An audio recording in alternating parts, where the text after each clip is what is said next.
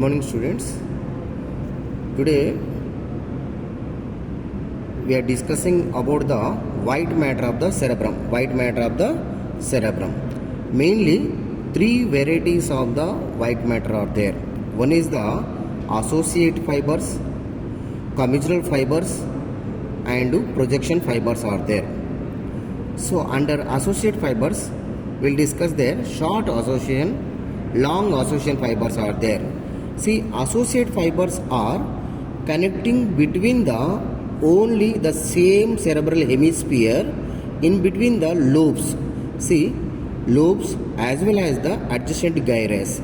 See here we can identify adjacent gyrus. There is a white matter is there. There is a white matter connection is there. This is called the short association fibers. The same cerebral hemisphere, the white matter fibers connection from one lobe to the another lobe. See here, this is superior longitudinal fiber. Superior longitudinal fibers. See here, frontal lobe to occipital lobe. These fibers are connection. Next, whereas here, see here, inferior longitudinal fibers connection from the temporal lobe to occipital. So these are the long association fibers. Inferior long association fibers, superior long association fiber, adjacent gyrus. These are the adjacent gyrus. These are present, these fibers connection only in the same cerebral hemispheres. Example, if it is the left side cerebral hemisphere, that connection between the one lobe to the another lobe, otherwise connection between the one gyre to the another gyre. These are association fibers.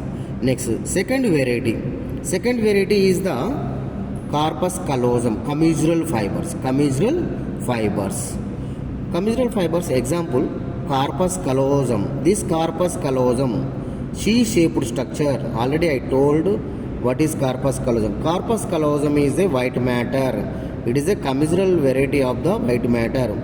It is connection between the two, means right side cerebral hemispheres connection with this Carpus callosum with to another left side Carpus callosum. So this Carpus callosum connection between the two cerebral hemispheres, not lobes. Here right side cerebral hemisphere to left side cerebral hemisphere.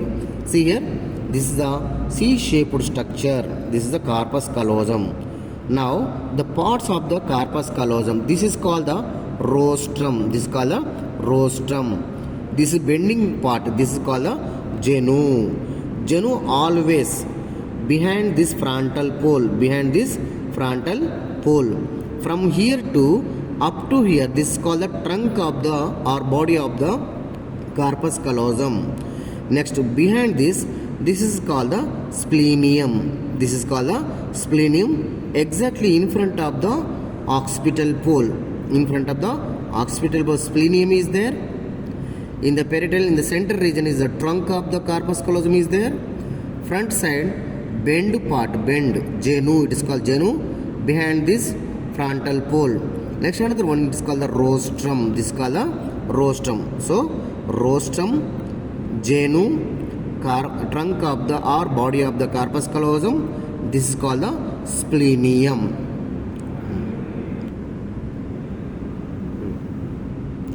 See this picture in the textbook, Visram Singh.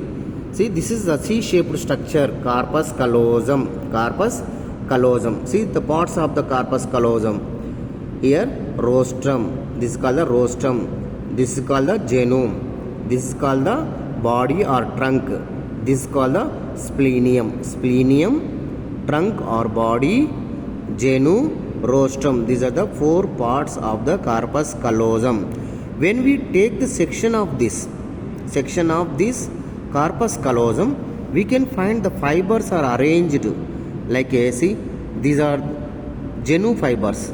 Genu fibers make a forceps minor fiber. See, forceps minor. The fibers are bending like a forceps. I can show the forceps. We are using this forceps. These fibers are also like a U shape, like a forceps like.